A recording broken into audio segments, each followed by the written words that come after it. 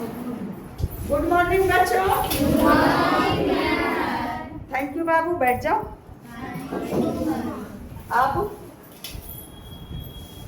तो बनावल ये पेन किसका है? आज हम लोग गणित पढ़ेंगे। गणित का इंग्लिश होता है मैथमेटिक्स, पता है ना। और गणित में एक होता है, बहुत तरह के गणित है। अंक गणित और होता है बीज गणित। हम लोग हिंदी मीडियम से पढ़ते हैं और पढ़ाते हैं, तो हिंदी में जानेंगे। अंक गणित का क्या इंग्लिश है, बीज गणित का अलजेब्रा है कि क्या है, वो हम लोग ने बस हिंदी का बुक है और हिंदी में हम पढ़ाएंगे। तो इसका मतलब यह नहीं समझना कि दो एक तरह के गणित होता है। ज्यामिति होता है और रेखा गणित, यानी कुछ भी है। तो यहाँ हम बस यही अंक गणित और बीज गणित का थोड़ा सा करते हैं चर्चा। उसके बाद हम लोग जाएंगे समीकरण पर। तो अंक गणित, अंकों से जो बनाते हैं गणित, मैथ यानी हिसाब। जैसे 5 मान लिया कि जोड़ ही लें, जोड़ को ही लेते हैं, तो 5 4 9 जोड़ 3, तो कितना होगा? 12। क्या चीज है, कौन गणित में आएगा? अंक गणित में आएगा। क्योंकि बताए थे शायद इस क्लास में भी कि अंकों की संख्या कितनी होती है? 9, 10 होती है। अंक होता है बेटा 0 1 2 3 4 5 6 7 8 और 9। इन्हीं 10 अंकों से सारा का सारा संख्या बनता है। संख्या से अंक नहीं बनता है, अंक से संख्या बनता है। चाहे सिर्फ इकाई की संख्या हो, 4 5 6 7 8 9, या दहाई का भी हो, यानी 10 के बाद जो जितना सारा संख्या 99 तक है, वो इकाई और दहाई से बनता है। और अगर 3 अंक को ले तो 99 के बाद होता है 100, जो सैकड़ा पर जाएगा। इकाई, दहाई और सैकड़ा, यानी 3 अंकों का। और बढ़ते चले जाएंगे तो 999 तक 3 अंक की संख्या बनती है। तो संख्या 3 अंक का रहे या 10 अंक का रहे, इसका कोई सीमा नहीं है। कितना भी अंक का संख्या रह सकता है। जैसे अब दे दे कि इतना बड़ा संख्या है ना, और एक आध दो दे दो, तो ये कितना है और कहाँ पर कौमा होना चाहिए? इकाई, दहाई, सैकड़ा, हजार, 10,000, लाख, 10 लाख, करोड़। अगर कोई और संख्या रह जाए तो हो गया 10 करोड़।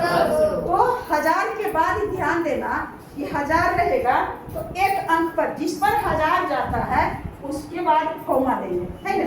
अगर 10,000 जाता है तो 2 अंक को पकड़ करके कौमा देंगे। और लाख रहेगा तो एक अंक को हम लाख बनाएंगे, और 10 लाख रहेगा तो 2 अंक को लाख बनाएंगे। 3 अगर फिर 1000, लाख और करोड़, यानी उसी तरह से करोड़ है तो सिर्फ एक अंक का करोड़, और 10 करोड़ है 2 अंकों का करोड़। यहाँ देखो इकाई, दहाई, सैकड़ा, हजार, 10,000, लाख, 10 लाख, करोड़, 10 करोड़। तो कहाँ पड़ेगा रुकावट? थोड़ा रुकावट, कौमा इसको कहा जाता है। तो यहाँ दे दिए कौमा, यानी तब सही होगा, कौमा देंगे तब। उसके बाद इकाई, दहाई, सैकड़ा, हजार, 10,000, लाख, 10 लाख, तब कहाँ देंगे? 2 अंकों को। हाँ, इकाई, दहाई, सैकड़ा, हजार, 10,000 कहाँ देंगे? और उसके बाद 607 तो है ही, इसको तो सबको जानेगा। तो कितना हो गया? 94 करोड़ 63 लाख 84,607, है ना। इतना बड़ा क्या चीज से संख्या बना? 94 करोड़ वाला अंक से। क्योंकि 7 अभी तुरंत बताए हैं कि 0 1 2 3 4 5 6 7 8 और 9 ये अंक होता है, तो अंकों से बना हुआ है ना जी। तो इसको कहेंगे अंक गणित के अंतर्गत आया। अरे बाबू, तुम लोग से जान रही हूँ कि मुझे ही आना पड़ेगा। तो जैसे वो सब ला करके दिया न हो, एक तो थी देखो नहीं मिट पाता है और मेरा दायां हाथ डैमेज है तो उतना हम रगड़ नहीं सकते हैं। इसलिए किसी के घर में अगर उपलब्ध होगा, घर में पुराना गंदा नहीं, अगर सूती का कपड़ा रहेगा तो इतना बच्चा और बच्ची है किसी के घर में तो जरूर होगा, थोड़ा सा कि मुट्ठी भर हो जाए इतना, फटा है कोई बात नहीं, फटा ही रहेगा और अपना झोला में रख करके लाएगी या लाएगा तो कोई देखेगा। काम के चीज में कोई लाज शर्म नहीं है। हम कपड़ा से बना करके बहुत सा कमेंट करता था कि मैम आप बनाइए एक डस्टर ला करके, लेकिन डस्टर इधर का जो ये डस्टर होता है यह सही से कई दिनों से मिटेगा और घिस जाता है। इसलिए अगर कपड़ा लाएगा नहीं तो अभी करके इसे गीला करके और देखो मिट गया, नहीं तो रह जाता है। अब कहिए हैं अगर आप लोग थोड़ा मदद करेंगे तो जरूर आ जाएगा।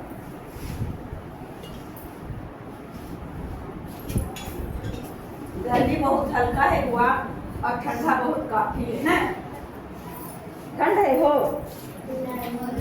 गर्मी बहुत अधिक है और तुम्हारा जब जब निगाहें मेरी जाता है आपके ऊपर तो बार बार अब नहीं कहेंगे, हमारा ऐसा आदत है, कल जरूर कर लेना बाबू।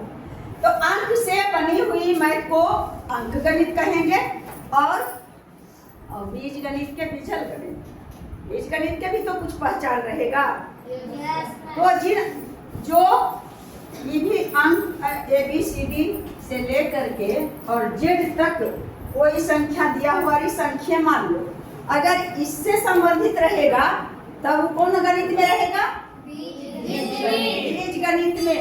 और इसका दूसरा नाम भी है बाबू, अंकों से जो बना रहेगा उसे कहेंगे अचर संख्या। क्या कहेंगे? अचर संख्या। और जो अल्फाबेट्स यानी ABCD से लेकर के Z तक किसी भी तरह से बना हुआ रहेगा तो इसको कौन गणित कहेंगे? अरे नहीं बाबू, चर करता है, इसे क्या कहेंगे? चर संख्या। चर संख्या। तो अब हम लोग चर और अचर संख्या में कोई दिक्कत नहीं रहेगा? रहेगा। चर संख्या क्या है, अचर संख्या क्या है, कोई दिक्कत नहीं, कोई कंफ्यूजन नहीं कि ABCD वाला जो रहेगा वह चर और 1 2 3 4 वाला रहेगा लगा देंगे अचर, उसका अपोजिट। तो ये जरूरी जानना था। तो यही अचर संख्या वाला जो रहेगा वही बीज गणित है। और बीज गणित में भी हम लोगों को जानना है समीकरण। क्या जानना है? समीकरण। समीकरण क्या है? समीकरण का मतलब क्या होता है, कैसा होता है? समीकरण, इसको अगर संधि विच्छेद करते हैं समीकरण को तो यहाँ आता है न, इस एक शब्द उसको टूट करके आता है समी और करण। तो सम यानी बराबर, दोनों तुला बराबर होना चाहिए। क्या तुला हम लोग देखे हैं जी? अब नहीं आ गए हैं क्या चीज? अब आ गया है, लिखल रहता है उसमें डिजिटल, अब है कि उसमें रख देते हैं और जितना ग्राम और जितना किलो उसमें लिखा जाता है। लेकिन पहले रहता था तुला, तराजू, है ना। और उसके पहले भी रहता था कि हम लोग के दादा जो परदादा थे वो घर में बनाते थे, वो बट्टा के या कुछ के, और उसके बाद चाहे तो लोहा को बना करके और रखते थे और तुला करते थे, जो कि उतना मान्य नहीं हुआ। उसके बाद काटा, काटा जिधर ज़्यादा, थोड़ा सा भी ज़्यादा रहता था उधर के तरफ झुक जाता था। अभी भी काटा है लेकिन अब तो उस तरह का तुला है। तो इस सम का मतलब इधर अगर दे लिया जाए कि 3 + x और बराबर इधर है 5, तो बराबर है ना। बराबर के दोनों तरफ अगर संख्या है चर रहे या अचर रहे तो यही है समीकरण। क्या है? समीकरण। और दूसरी बात ध्यान देने की है कि समीकरण में ये हो गया क्या चीज, दायां पक्ष की दायां तरफ है ना बाबू, कौन हाथ है? दायां। और ये क्या है? ये तो बराबर के दायां तरफ क्या है 5 और बराबर के ये वाला ई जो है ई कौन पक्ष है इधर हुआ बायां पक्ष। तो दायां पक्ष और बायां पक्ष भी हम लोग जान गए, इसमें भी कोई दिक्कत। समीकरण में बराबर का होना बहुत जरूरी है। बराबर रहेगा दायां पक्ष और बायां पक्ष, और किसी एक पक्ष में या दोनों पक्ष में रह सकता है कौन संख्या चर संख्या।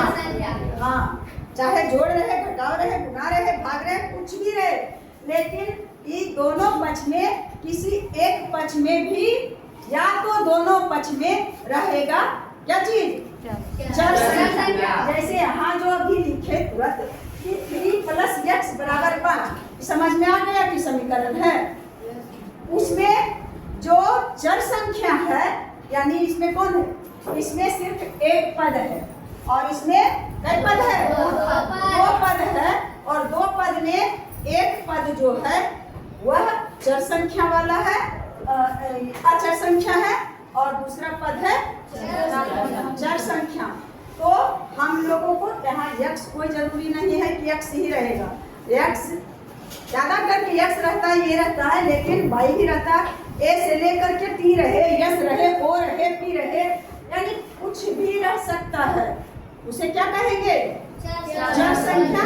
और इसका मतलब क्या है कि इसे के बारे में जानना है कि x के जगह पर कौन ऐसी संख्या दे जो दोनों तरफ तुला बराबर हो जाए। तो ऐसे तो छोटा संख्या है तो बता देगा कि अरे x के जगह पर कौन संख्या ना हमको आएगा नहीं करेगा, क्या नहीं आएगा। यहाँ जब 5 है और 3 है तो x के जगह पर 2 जोड़ देंगे तो इधर भी 5 और इधर भी 5 हो जाएगा। लेकिन ये तो छोटा है इसलिए कह दिए, इसका कोई प्रोसेस नहीं हुआ भाई, ऐसे सबको नहीं बता सकता है। जानकारी है, अगर बड़ी बड़ी संख्याएं रहेगा तब फिर कैसे बनाएंगे, उसके लिए तो नियम होना चाहिए ना। और अगर कोई बच्चा मुझे मदद करना चाहे तो आ करके और इसे मिटा सकता है, क्योंकि हाँ, मैं कई बार कहूँ कोई आएगा जो लंबा है और इसको मिटा दे। तो क्या क्या चीज जाने, चर संख्या, अचर संख्या, दायां पक्ष, बायां पक्ष। समीकरण का क्या पहचान है कि दोनों पक्ष के बीच में बराबर होना चाहिए, बराबर जरूर होना चाहिए। और समीकरण में एक संख्या चाहे दायां पक्ष या बायां पक्ष दोनों में से किसी एक संख्या में, एक पक्ष में या दोनों पक्ष में चर संख्या का होना जरूरी है, तभी उसे समीकरण कहेंगे।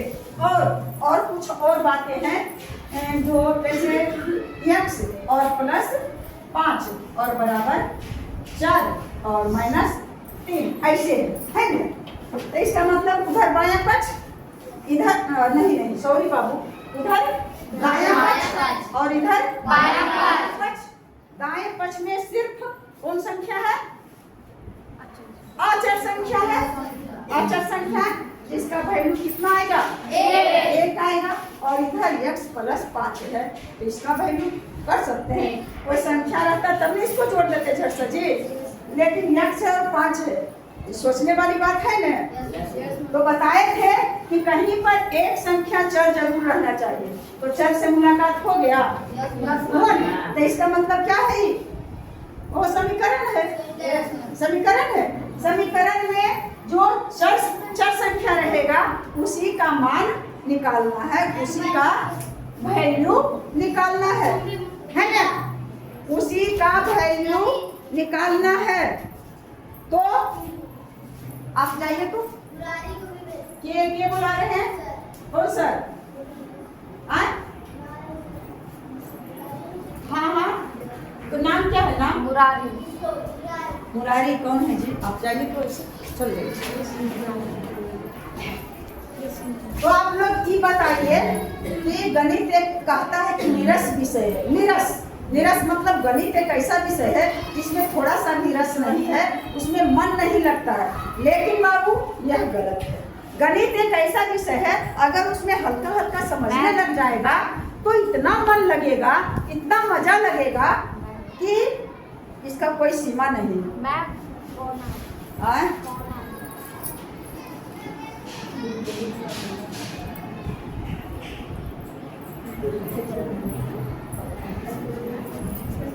गया। तो अब हम लोग समीकरण समझने में थोड़ा विलंब करेंगे। समीकरण क्या है तो कैसन रहता है, मैं कौन हिसाब रहता है जो समीकरण कहलाता है। तो समीकरण में दो पक्ष होता है, दायां पक्ष और बायां पक्ष, और बीच में बराबर का चिन्ह, सब बराबर का बराबर कहता है कि दोनों तरफ बराबर है। क्या कहता है? बराबर। दोनों तरफ बराबर है। और उसमें एक संख्या कौन रहेगा? चर संख्या रहेगा, कम से कम तक एक, और नहीं तो एक से अधिक भी रहेगा, है ना। और एक बात और थोड़ा सा जान लो, बार बार उसी को बताने के लिए सोचते हैं और बीच में डिस्टर्ब होता है। 5 + x है और बराबर कुछ दे देते हैं, बराबर 6। तो ये क्या है? समीकरण। तो इसको हम लिख सकते हैं 6 और बराबर 5 + x। बराबर का मतलब है कि दोनों तरफ बराबर है ना। अगर यहाँ दे दे 3 लड्डू और 2 लड्डू, 2 छिपा में 2 प्लेट में 3 लड्डू और 2 लड्डू, और यहाँ है एक प्लेट में है 5 लड्डू। अब बताओ कि दोनों बराबर है या नहीं? अरे अलग अलग है, लेकिन इधर भी 5 है, इधर भी 5 है। क्या दर्शाता है कि दोनों तरफ बराबर है। तो चाहे तो इस दोनों प्लेट को इधर कर दें और इस प्लेट को इधर कर दें, तो क्या दिक्कत होगा? तो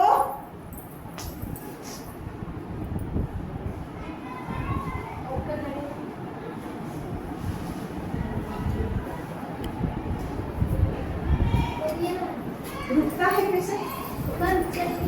ऐसे रुकता है।